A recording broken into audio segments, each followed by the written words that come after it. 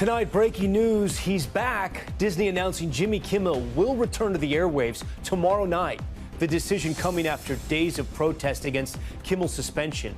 Hundreds of stars speaking out, from Tom Hanks to Meryl Streep. And the man accused of shooting into that Sacramento ABC station during the suspension, arrested, released on bail, then arrested again. Also tonight, autism announcement. President Trump telling pregnant mothers multiple times, don't take Tylenol, citing an unproven link between acetaminophen and rising autism rates. The maker of Tylenol insisting it's safe. Plus, Trump justice, the president pressing his attorney general to prosecute 3 of his political enemies. And the new report, border czar Tom Homan allegedly accepting $50,000 in cash from undercover agents. How the White House is responding. The dangerous flooding ripping through northern Italy, waters flowing through the streets, emergency crews working to rescue those stranded in their cars. The tiger handler mauled to death at a preserve in Oklahoma. That man linked to the star of Netflix's docuseries, The Tiger King. What Joe Exotic himself told our team about the attack from prison. The latest in our series, Priced Out, a growing number of Americans living full-time in RVs. Our Ellison Barber spoke to 2 people in Tennessee about how they're making ends meet. And ready for liftoff, NASA announcing its newest class of 10 astronauts out of more than 8,000 applicants. Could they be the first men and women to step foot in Mars? That would be incredible. And betting on Build-A-Bear, the teddy bear company booming on Wall Street, growing over 2,000% in 5 years. How did they do this? Top story starts right now.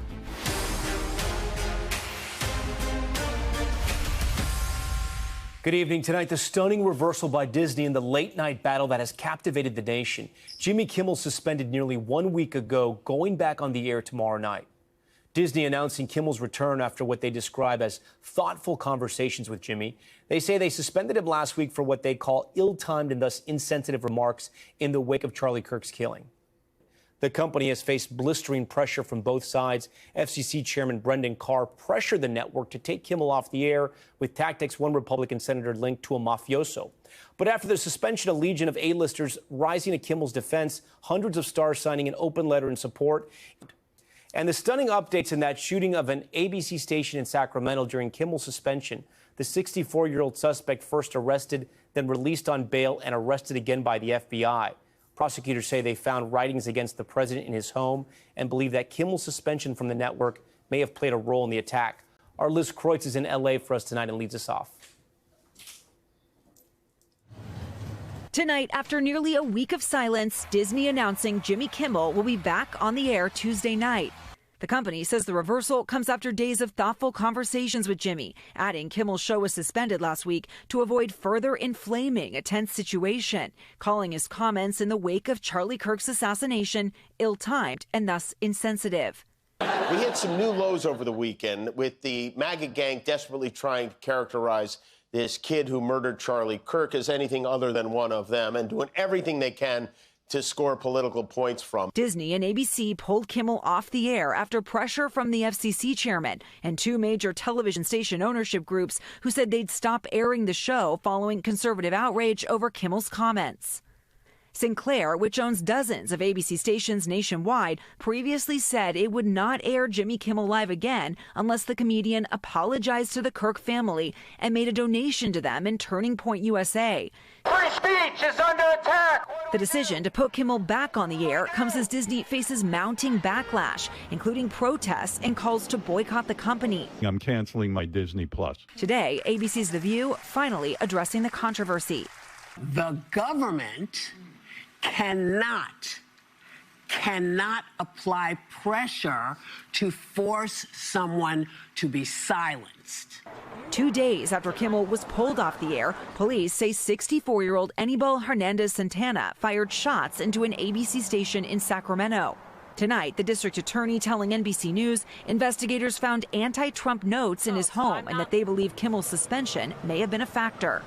We're still looking and investigating the case, but he chose a very particular target. And with the notes that he left behind, I think there's circumstantial evidence there to show that this was politically motivated crime by this individual. Hernandez Santana, a retired state lobbyist, was first arrested by local police on Friday, but released on bail. The FBI then stepped in and rearrested him. His attorney says he plans to plead not guilty to the number of state and federal charges he now faces.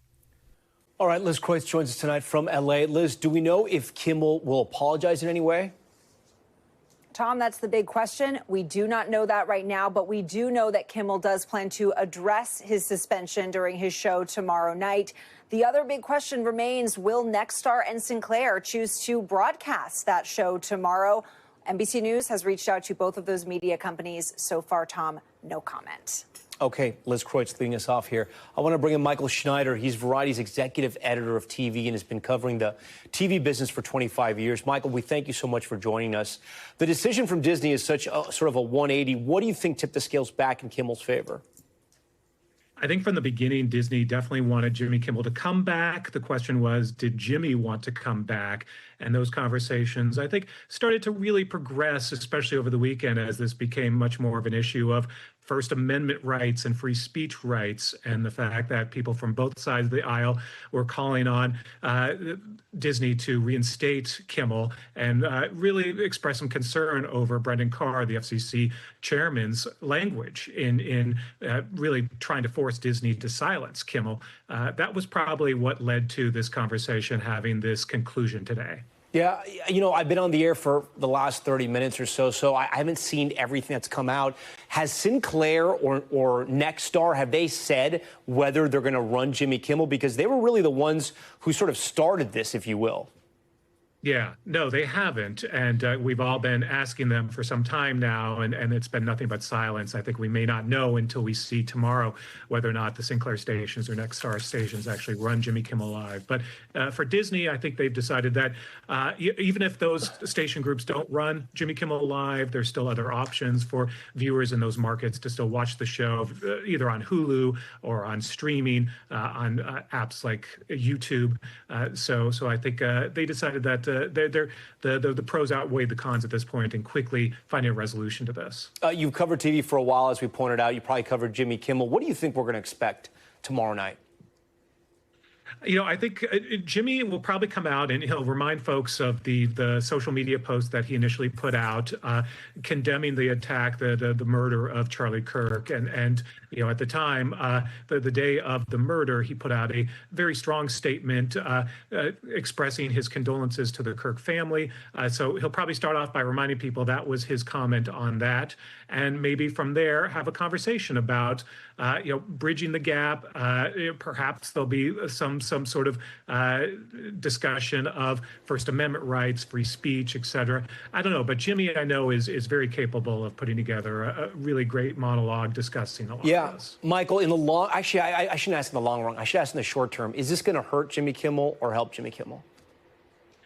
Well, I think in the short run, the ratings on Tuesday are going to be huge. I think everyone wants to tune in and see what he has to say. So in the short run, you know, there's definitely a lot of interest in this. Moving forward, you know, there's the bigger question of late night in general, what's happening to these shows. Of course, we know Stephen Colbert is going off the air in May. Jimmy Kimmel's been doing this show for more than 20 years, and he's expressed interest in wrapping things up in the coming years.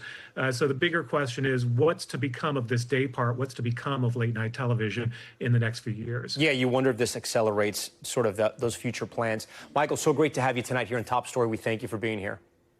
Thanks for having me. Okay, we're going to that other big breaking story today out of the White House tonight. President Trump saying pregnant women should not take acetaminophen, the active ingredient in Tylenol, saying there is a link to autism in children. But doctors say studies going back decades show the medicine is safe during pregnancy. Here's Ann Thompson.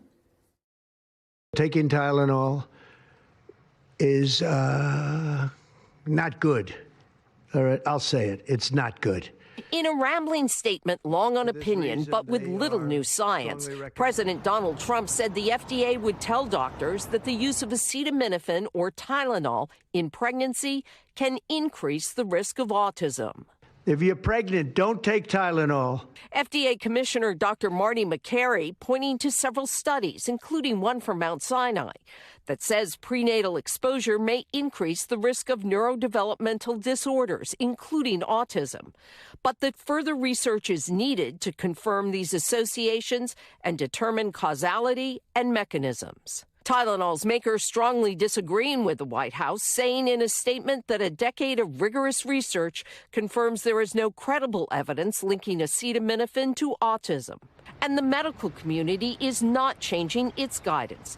Tonight, the American College of Obstetricians and Gynecologists still says it is safe to take acetaminophen during pregnancy.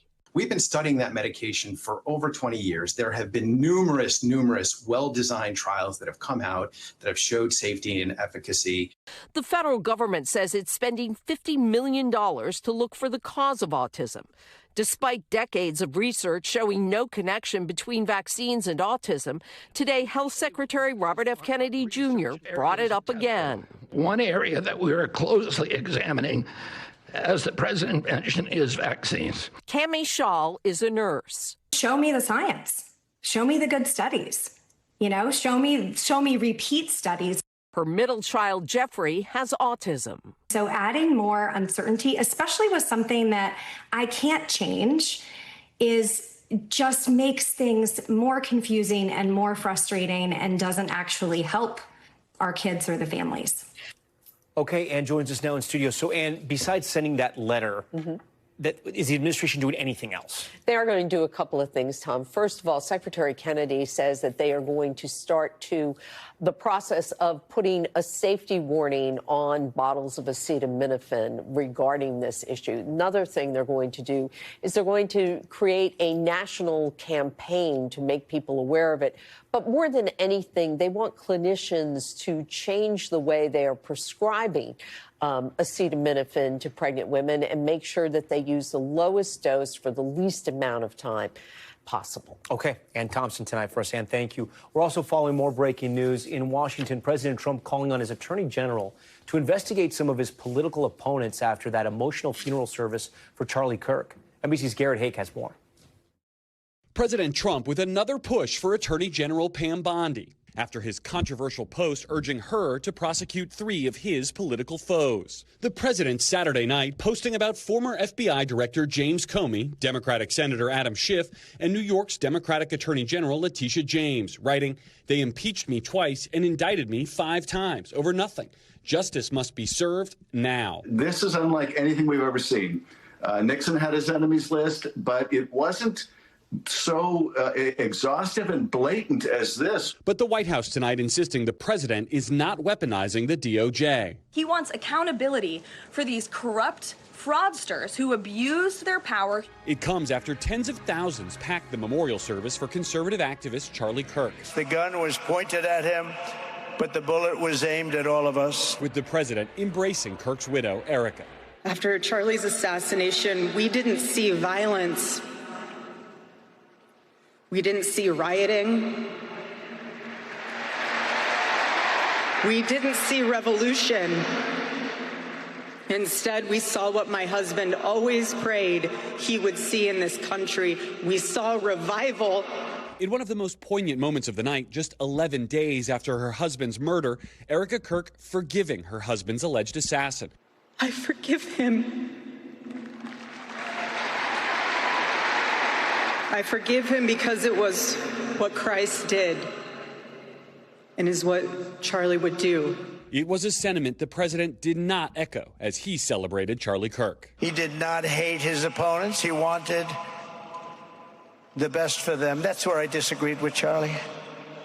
I hate my opponent, and I don't want the best for them. I'm sorry. I am sorry, Erica.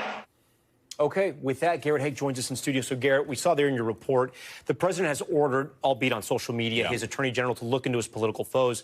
Is she actually doing it? It's hard to know for certain, and the fact that it was a social media order doesn't seem to have stopped the attorney general from following at least part of it. In this case, swearing in a new interim U.S. attorney for the Eastern District of Virginia. This is a person who was on the president's legal team, no experience trying cases. But that district, the Eastern District, is where the Letitia James inquiry had been based, where some of the reports reporting has suggested the Comey inquiry was based. So we'll be watching pretty closely to see if it ramps back up under this new interim U.S. Attorney, Lindsay Halligan. All right, Garrett, hey, great to have you in New York. Thank you. Next tonight, new reports involving President Trump's border czar and allegations he took $50,000 from undercover FBI agents. The White House strongly denying that report tonight. NBC's Kelly O'Donnell has this story. One of the president's toughest voices on illegal immigration. It's not okay to enter the country illegally. It's a crime. Border czar Tom Homan. There are consequences for violating our laws. Is under scrutiny himself, tied to an undercover FBI operation last year that recorded Homan accepting $50,000 in cash from agents posing as businessmen seeking government contracts in a future Trump administration. That's according to MSNBC, citing multiple people familiar with the probe and internal documents. Today, the White House went further than its initial weekend statement and flatly denied that Homan accepted cash.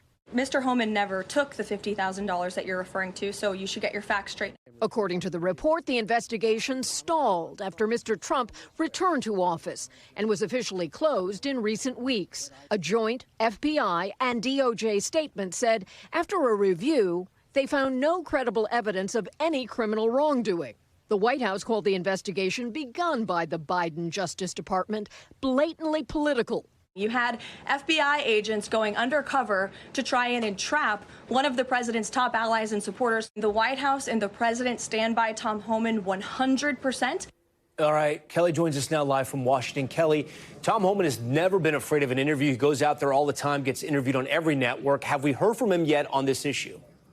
We have not seen him make any comment on the allegations that were laid out in that report. And you're right, part of his role is really to be visible, to be sparring with hosts and interviewers on the issues that he has some responsibility for: illegal immigration, deportation programs, and so forth. A White House official tells me his role will not change. You heard the very full-throated support from the lectern there with the White House press secretary supporting Tom Homan. And so it'll be important to watch. Will he retain that visibility that he is so known for? It's early since these allegations became public, so we'll track that carefully. Tom? All right, Kelly O'Donnell for us. Kelly, we thank you. Just ahead on Top Story tonight, the U.S. and Israel versus the rest of the world, the clash at the UN with dozens of countries recognizing a Palestinian state as Israel pummels Gaza City with airstrikes. The tiger mauling death, the animal handler linked to Tiger King Joe Exotic killed on an Oklahoma preserve after an encounter with a big cat. Plus, no laughing matter, a crowd springing into action after an audience member suffered a medical emergency in the middle of a comedy set. Now, he and the comedian are sharing the last laugh.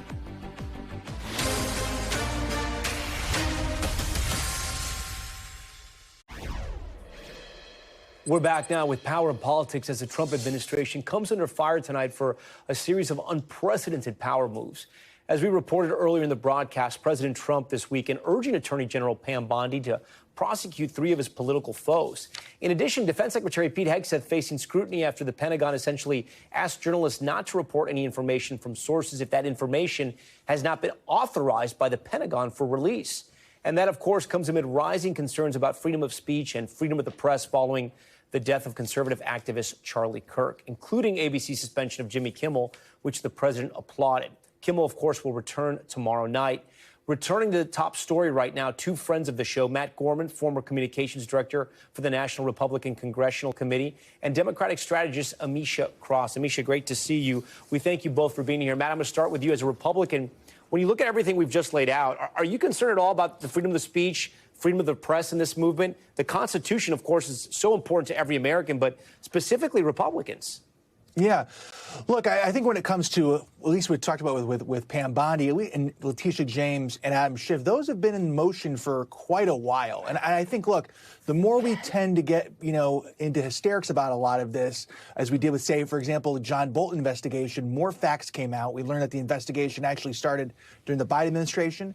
So, look, I would expect some sort of charges or indictment against James and against Adam Schiff in the coming weeks. But I've been expecting that for quite a while. I don't think the message changes anything from last weekend. What do you think about him going out there publicly and saying if people don't like Trump, they could potentially, I'm paraphrasing here, lose their FCC licenses? Yeah. Look, I think the hallmark of this second Trump term is he's going back to what he has known almost entirely his life. He's looking to make deals, and that includes leverage and pressure, and that is what he knows. And I think that looking through that prism is how you can tend to understand a lot of what he's trying to do. Yeah, but regardless, doesn't it bug you, though? I mean, because it could sound like he's threatening the Constitution when he does those things. I mean, maybe it doesn't, but I'm just wondering if it does.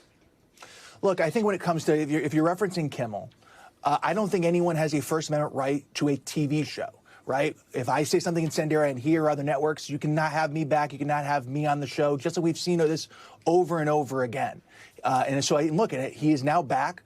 ABC brought him back. So this idea that, there's creeping authoritarianism, it must have only lasted a week because it's really not something that we're seeing much. What is the FCC threatening to pull licenses? Is that business as usual, or are those just empty threats, and should the American people just ignore them as it's just Trumpism? Yeah, I was surprised, actually, how kind of virulent you saw folks like Ted Cruz and Mitch McConnell and others come out against that. And I think in some ways, letting the businesses lead on that, if Kimmel, what he says, is too much of a headache for a lot of these businesses, let them take the lead on that. And not have government kind of go in the middle of it. I think someone who could be running in 2028 coming out against that told me a lot of where I think the party is on that. Yeah. Amisha, what do you think about what the Secretary of Defense said about this potential new policy where reporters will have to sort of run things by them? Even President Trump himself said he didn't like that. What does someone like you, a Democrat, think of that? Well, I think that we're seeing the self-appointed Secretary of War try to reinstitute the process. This is a guy who feels like it is perfectly okay to only allow certain friendly press to have conversation or be in the room, or to even cover instances that require a national security lens. That's the window to Americans to understand what is going on at the Pentagon.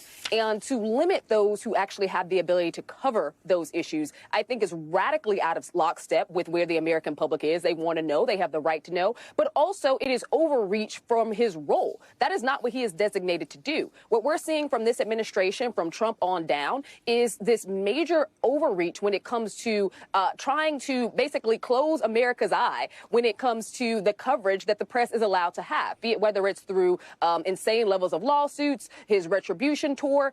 We've seen time and time again, cues are taken from the White House, and the White House has cued over and over and over again that it is okay to only have people who are going to report the exact thing that you want to have said and not be investigative at all, be the only people in the room. I think it's disgusting, but I also don't think that this is out of lockstep with what the administration has signaled that they want. Matt, is that policy, that potential policy from the DOD and freedom of the press, two impossible concepts to live sort of together? I guess I would say I would be hard-pressed to find even a sympathetic outlet that would sign something like that. And look, then the Pentagon's going to have a choice, whether or not they enforce it or they not. And then they would be casting a lot, according to their own guidelines, of a lot of folks out of that press corps. And look, I will say this, too. I think often folks in the media tend to overestimate how much regular people care about, the concerns of the press. But I think, right now, the reporters that cover the Pentagon, if they actually go through with this, they'll have a choice to make. And then in turn, the Pentagon will as well. Yeah. Amisha, what do you think about this report on Tom Homan that he was under investigation for allegedly taking essentially $50,000 in cash in a bag to help with government contracts if Trump were to be elected? I think everybody is innocent until proven guilty. That is a fundamental part of our criminal justice system. However, it speaks volumes that Tom Homan, a guy who absolutely loves getting on media, sharing stories regularly, being bombastic, has shown himself to be in hiding at this point.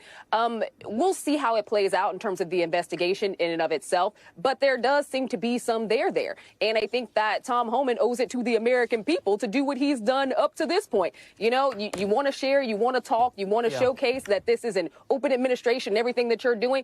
Go ahead and address this issue as well. Yeah, Matt, what about you? You've dealt a lot with crisis communications. You've been incredibly brilliant in some cases to help politicians get over a hump or when they face a crisis. What would you tell Tom Homan now? And again, we have our reporting. That's what we understand. Yeah. But if you were to sort of counsel him, should he go out there? I mean, as Amisha says, he does every interview, every network. He's never been afraid of a question. No, that my thought was initially what you guys raised too. You always see him out there, so I'd be curious if he does more interviews or he doesn't. I would certainly, Republicans I talk to want more information on this, and if you're going into this to try and help Tom Homan, you want as much information as possible. Now, it seems the crux of this, as you said today, the White House denying he took the money. It seems like both the original reporting and the White House says there was no quid pro quo. There's no action based off it. So you need to establish what is the facts that you actually have, because the last thing you want is to be surprised if they drop another report or more facts emerge. You want to get as much, your arms around the story as much as possible first and go from there. Guys, before we go, because I love this conversation, Amisha, I'm going to ask you just quickly, though, does Jimmy Kimmel apologize? Should he apologize? It's a question for both of you. I think that Jimmy Kimmel should continue to be exactly what he is, someone who's a late-night host who also serves as a comedian. There wasn't anything overtly disgusting about his commentary any more than there are late night on regular television all the time. I absolutely think that he should continue his show as he has previously. What about you, Matt? Yeah, I think he should. But look, the original sin of all of this is, for most of these shows, certainly Colbert and Kimmel chief among them, have more from late night comedy shows to just a lot of too much political diatribes. I think that's why you're seeing a lot of the shrinking viewership and shrinking ad dollars. Matt Gorman, Amisha Cross, always great to have you guys. It's been a while, but it's good to see you tonight. When we come back, chaos on a causeway in South Florida.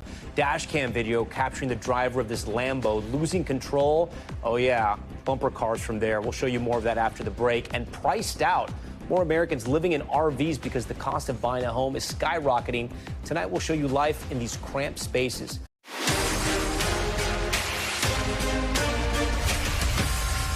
Welcome back. We have more breaking news tonight on Jimmy Kimmel's return to late night. Sinclair, the TV station ownership group that originally announced they were preempting Kimmel, announcing tonight they will still preempt him tomorrow.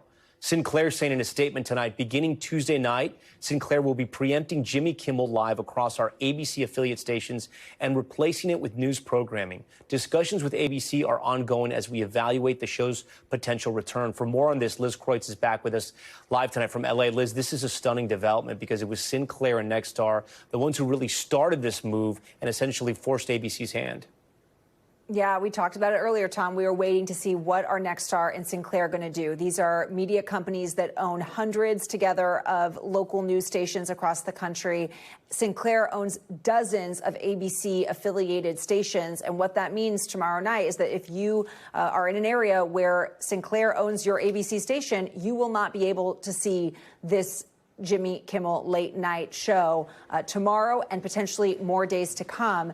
Sinclair had come out last week and said that they didn't think that his suspension was enough of a punishment. And they had said that for them to be able to feel comfortable airing Jimmy Kimmel live again, they want Jimmy Kimmel to apologize directly to the Kirk family for his comments and also donate directly to the Kirk family and also Charlie Kirk's organization, Turning Point USA. Yeah. Right now, we do not know if he plans to do any of those And Liz, demands. before we go, Nexstar, still no word from Nexstar on what they're doing?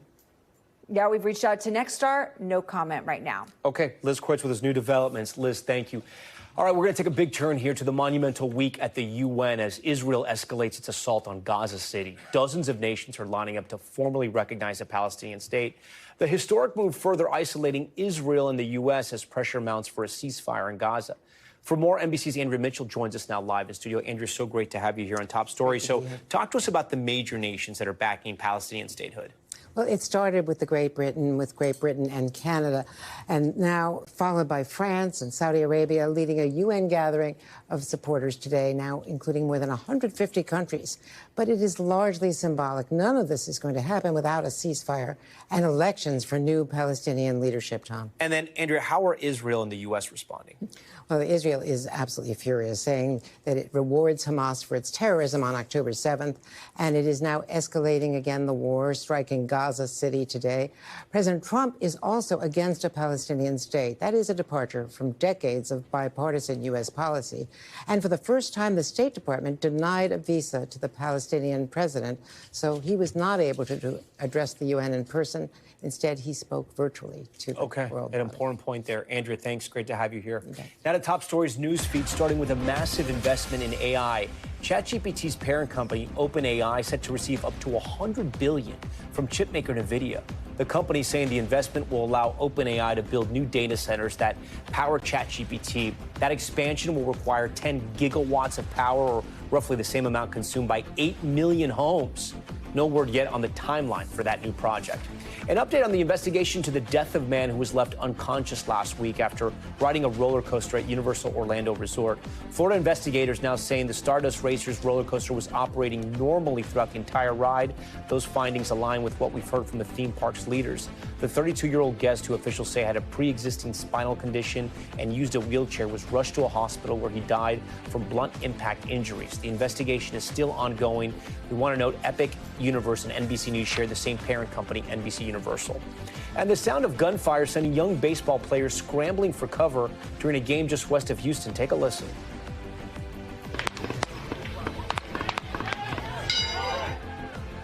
That's pretty scary. Some of the players as young as 11.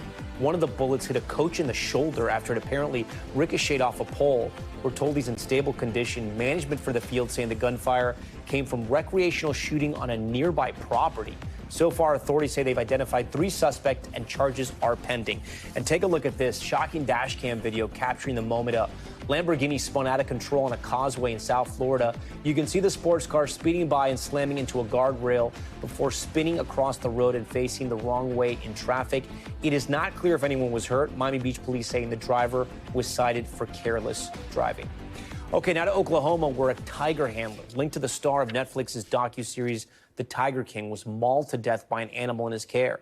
The attack happened at the preserve handler Ryan Easley runs with his family. The private zoo releasing a statement saying, in part, this tragedy is a painful reminder of both the beauty and unpredictability of the natural world. Ryan understood those risks, not out of recklessness, but out of love. I want to bring in Priscilla Thompson, who's been following this for us. And Priscilla, what more can you tell us about what happened between the handler and the tiger? Well, Tom, the Growler Pines Tiger Reserve says that Ryan Easley died in an accident involving a tiger under his care. They did not go into the specifics of what exactly happened here. And we did also reach out to the Choctaw County Sheriff's Department to get information about how exactly he died, but have not heard back. But what we do know based off of the images and videos on social media is that he interacted very closely with these big cats. In fact, PETA released a statement accusing Easley of being not very kind to these animals, saying that he would violently whip them, that he would keep them in small cages for hours. We know that the preserve has released their own statement suggesting that that is not the case, saying that he was, quote, a passionate advocate for wildlife conservation, adding that he shared a connection with these cats that was rooted in respect, daily care, and love. According to them, what we do know at this point is that all of the tours and the encounters have been called off for now as they continue to deal with the aftermath of this tragic death. And then I understand you had an opportunity to speak with Joe Exotic, who viewers may remember from his hit Netflix documentary Tiger King. What is he saying about all this? Yeah, so had a call with Joe Exotic, who is currently in prison serving time for an attempted murder plot and also some violations of wildlife laws. But he is someone who knew Easley in the past and says that he feared that this would happen to Easley and, in fact, told him that this would happen. Joe Exotic says that's because Easley trained his animals based on fear and that eventually a big animal like that will turn on someone when you're training them based on fear. But Joe Exotic did say unequivocally that he does not blame the tiger for this. Take a listen. Whose fault is it? You know, as much as I hate to say anything bad about Ryan, you know, with his family grieving right now, it's Ryan's fault. Ryan made those tigers do things that tigers normally don't do. And the tiger had a bad day and was pissed off. And we have reached out to Easley's family for comment on all of this, but have not heard back. Tom. Okay, Priscilla Thompson. Priscilla, thank you. Okay, time now for our series Priced Out and the surge of people living full-time in RVs as the cost of owning a home skyrockets. Based on one survey, twice as many people are living in RVs than 4 years ago. Our Ellison Barber traveled to Tennessee to learn why more people are making the move. Get this outside light on. Okay. It actually has a queen-size bed, which is hard to believe. For Gus Francis, this is home. A 20-year-old camper he bought for $5,000, parked in an RV lot in Graysville, Tennessee, just north of Chattanooga. I got all my rosaries for protection everywhere. Books. Now retired, he worked for decades as a commercial diver and hoped to live closer to his widowed mother. But when he sought a more conventional home, I just can't see how people with a normal job making $15 an hour can afford an apartment without multiple roommates. Are you able to use this for now or no? No, I don't use it at all. I eat a lot of soup. Yeah, soup is great. meals are made in the microwave, the stove unused for fear of a gas leak. Right next door is Debbie Williams. Welcome to my house. Over here's the grandkids, see? Oh, cute, yeah. And that's Seven's. The littlest one. Yeah. She sold her house in Kentucky to be closer to her grandchildren, but housing prices near Chattanooga increased by almost 50% since 2020. Apartments are like about $1,200 a month, but then you got your utilities to pay. This is permanent, plus it include, it's like $550 a month, includes electric, water. So you're saving over and 50%. Trash too, everything. It includes everything. Debbie works nights, helping adults with disabilities, and says she likes her setup, even if the exercise bike doesn't fit inside. Bathroom, from the hallway. Yeah. Okay. I like my shower. It's really nice. And then my bedroom. Debbie and Gus now among the nearly 500,000 people in the U.S. living in RVs full time. About a third of them have children, and most make less than $75,000 a year. The government would classify us as homeless. Do you consider yourself homeless? Well, not in the way that they do. Tom Seast lives in and owns the RV park. Are you seeing more requests for people wanting to have permanent places? Yes, the rent prices and the housing prices are outlandish. Did you expect to be living in an RV and in this kind of environment at this point in your life? No, but you got to go with the flow. I sometimes thought, man, if I could have saved more money in the past, but what it was is I don't blame myself either because I raised 4 kids with no child support. I mean, at one point when I had the kids and everything, I worked 4 jobs. Despite the tight quarters, plenty of room to build a community that matters. All right, Ellison joins us now. Ellison, people are going to be thinking Chattanooga, Tennessee. Prices have gone up there, and there's a reason, the pandemic. Yeah, the pandemic certainly impacted things. The people we spoke to said they think that is still a factor. Look, housing prices soared during the pandemic. They've showed little sign of coming down. And according to an NBC News analysis, the housing affordability gap, that hit an all-time high, a 10-year high, rather, just last year. Tom. Okay, great story there. Ellison, we thank you for showing us that. Okay, there is still much more ahead here on Top Story. Why a popular clothing brand is now facing backlash for a massive fireworks show up in the Himalayas. Yeah, this is crazy. Plus, a major milestone for NASA, the historic new class of astronauts who could be headed to the moon and maybe even Mars. That would be incredible. We are back now with the new emerging details about a potential deal to keep TikTok online in the U.S.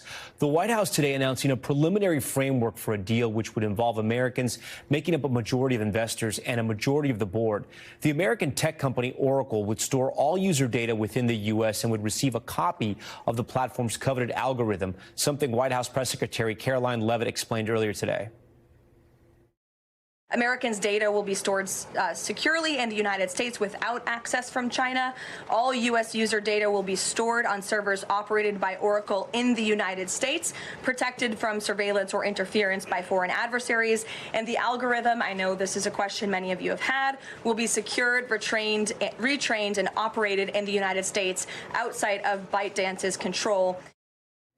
Okay, the White House says the deal could be announced before the end of the week. With that, I want to bring in Lance Ulanoff, an editor-at-large at Tech Radar. Lance, thanks so much for joining Top Story tonight. So you wrote about, I want to ask you about the algorithm. The White House says it will be retrained by Oracle. 2 questions on that front.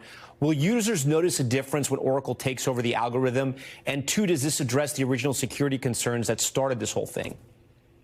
Well, one, I do not know if they'll notice a difference. I've always admired the algorithm that ByteDance built for TikTok because it's so good, it's so effortless. So they could notice a difference. It's really not clear that Oracle's actually going to rewrite the algorithm themselves, or if it's going to be a third party within the U.S. So the other thing is if it's a new app and they have to download a new app, delete the old app. So there are questions about how the experience might be different. And the thing is, whoever writes the app, you have to question, well, all right, so we no longer have the concern about security, Chinese authorities looking at the data or manipulating the algorithm, but there is the possibility of someone within the U.S. with different aims of manipulating the algorithm because maybe they want certain kinds of content hidden within the program. The president has said the Murdochs will likely have a role in the TikTok deal. Do we know who else is in the mix? Oracle is actually in the mix. Andreessen Horowitz is in the mix. There have been so many different names floated. We know that at least 80% of the product will be owned by U.S. entities, that'll be a board that's owned here, that the data will be here. I want to remind people that Project Texas, which was introduced by TikTok about 3 years ago, did many of these things. Introduced a sort of a U.S.-based board, ring-fenced all the data, put it all on Oracle servers. So the real big difference here is the algorithm and the potential of a new app. Is this a deal that China has to accept? Will they accept it? No, I've read their statement multiple times. I keep reading it for like tea leaves. Is there something they're saying in here that says, yeah, this sounds like a good deal to us? There isn't actually, not yet. We don't have a statement from ByteDance or China that says, yes, we agree to the terms of this deal. So as far as I'm concerned, until that happens, until someone has signed the paperwork and China's nodding and it all goes through, I don't know that this deal's actually going to happen. So they say sometime before the end of this week. I'm going to really play wait and see here because you have to remember that China really likes having this product in the U.S. It's a point of pride for them. 170 million users, 5 million small businesses, and it's all happening on U.S. soil, and it was built first in China. All right, Lance Ulanoff, so great to have you. We thank you. It's a pleasure. We are turning now to top stories global watch. We start with extreme flooding and landslides in northern Italy near some popular tourist spots. You can see water rushing through the streets of Como today, burying cars and shutting down roads. Firefighters carrying out rescues with helicopters hovering overhead to help reach people trapped inside their homes. Crews say they're now working to clear debris and wreckage and secure that area. And the outdoor clothing brand Arc'teryx now apologizing over its fireworks stunt in the Himalayas after facing criticism for its potential impact on the environment. Video capturing the colorful show called The Ascending Dragon, but the publicity campaign quickly sparking backlash on Chinese social media and leading authorities in Tibet to launch an investigation against the clothing company. Now, the company says the project was meant to raise awareness for the local culture in the mountains and is promising to help fix any damage. Okay. And an update on a story we reported on last week about a 3,000-year-old bracelet that once belonged to a pharaoh. Turns out it was stolen and melted down for gold. Officials in Egypt now say they've arrested 4 suspects after the bracelet went missing from a museum earlier this month. It was apparently funneled through a chain of dealers. The bracelet sold for around $4,000 before getting melted down to make other gold jewelry. The incident causing outrage in Egypt, with some demanding tighter security measures at museums. And NASA unveiled its new class of astronauts today. Take a look. These are the 10 rising stars selected from more than 8,000 applicants across the U.S., ready to begin their training and launch their careers. For more on this, I want to bring in NBC's Tom Costello, who has covered NASA for 20 years. So 8,000 applicants, only 10 were chosen. What do we know about this elite group? They are exactly that. They are elite. They are very well educated. And also they get along and they seem like everybody kind of likes each other. And that's important, right? Because they're going to be training together and potentially they may even go to the moon or to Mars. Listen, the numbers are these: 5 men and 5 women. And of those, 6 are former test pilots, 1 medical doctor, 1 engineer. We heard from them today. Take a listen to one of the astronauts selected and also the NASA chief talking about what's next in space. We are pushing the boundaries of human performance, and the lessons that we learn, the knowledge that we gain, All of these things are going to help us to excel not just in space, but in areas of human health here on Earth. We are going to win. We love challenges. We love competition. And we are going to win the second space race back to the moon with all of you participating in that great effort. Yeah, they're talking about the space race here. China is the main competitor, right? China wants to put its own astronauts on the moon by the end of the decade. Right now, NASA is hoping to loop around the moon with humans as soon as this spring, and they want to put humans on the moon within by 27 or 2028. That's really right now up in the air, but the race with China is very real, Tom. Okay, well, that leads me to my next question. What's next for them? Do they start training right away? Immediately. I mean, they've got the blue suits already, and they have 2 years of training ahead of them. It will be pretty intense training. It's language training. It's underwater training. It's everything you can imagine. Pilot training. And then the idea is they go into the rotation with all the other astronauts for future missions, potentially to the moon, potentially beyond that. All right, Tom, we thank you, man, as always. All right. And we will be right back. Soft, cuddly, and crushing it on the stock market. Why Build-A-Bear is suddenly one of the hottest stocks on Wall Street. Don't go away. We're back now with the toy company outperforming on Wall Street despite tariff turmoil and dwindling foot traffic in malls. Build-A-Bear stock exceeding expectations, its growth even surging past chipmaker NVIDIA. Experts saying the brand's ability to lean into nostalgia and attract new audiences plays a crucial part in its recent success. Here's NBC's Brian Chung with more. Call it a bear market on a bull run. The stock has went from $2 to $67. What is going on? Build-A-Bear Workshop, adored by kids for their personalized stuffed animals. You can choose your own new furry friend. Is one of the best performers in the stock market this year, rising over 50% since the beginning of the year and over 2,000% in the last 5 years. Build-A-Bear Workshop not only owing its success to the iconic bear in that classic box, but also to collaborations appealing to millennials like Pikachu with Pokemon and, of course, Hello Kitty. CEO Sharon Price John calls it kid-dulting. The kids who first came to Build-A-Bear way back in 1997 were having kids of their own that were the right age for Build-A-Bear. John says in the face of tariffs, the company is trying to offer affordable price points, starting with small pre-stuffed animals around $10. And with declining foot traffic at the mall, positioning itself in cruise ships and amusement parks too. Malls had been the epicenter where families went for fun and entertainment. That's evolved a bit, and the brand and the company has to change with the consumer. The experience of stuffing and loving, tugging at Build-A-Bear's customers' heartstrings and investors too. All right, with that, Brian Chung joins us now. So, Brian, you spoke with the CEO of Build-A-Bear. What did she tell you about why the company's so successful? Yeah, well, the CEO was telling me that, and by the way, her name is Sharon Price John. She's been helming this company and saying that there's been this transformation as of late where the same people that were buying Build-A-Bears as a kid are now having kids of their own. So the idea here is that not only are you bringing them back into the store as their 1-year-olds or their 2-year-olds who are trying to get dolls just like this, but they're also buying ones of their own because Hello Kitty or Pokemon are brands that they would have been familiar with as well. So you kind of double dip in the sales, and that's the big reason why they've been hitting record numbers as of their most recent earnings. And you were telling me earlier, so you're going to add these two to your Stuffy collection? Yes. Yeah. Oh, my very extensive one that exists already. Right. Okay, we know about Stuffy collections in our house. We thank so much, Brian. We thank you for being here. Yep. Finally tonight, the comedy show in Washington that ended with heroic crowd work. It was all caught on camera. Here's Aaron McLaughlin with more. Comedian Drew Lynch was just a few minutes into his set in Spokane when he saw someone collapse. Oh, hey, everything okay? Oh, no. 83-year-old Dick Wendy's heart stopped. CPR started.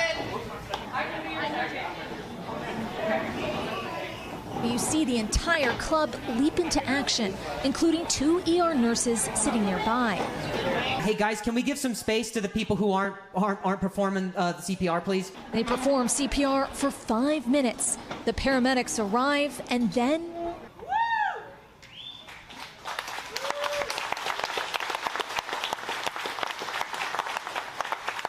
you guys all really just came together in a really cool way, dude.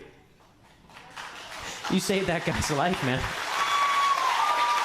everyone in that room really did seem like they were connected. It's unlike anything I've ever seen. It just reminded me maybe of a time like a long, long time ago where it was like you helped out a neighbor.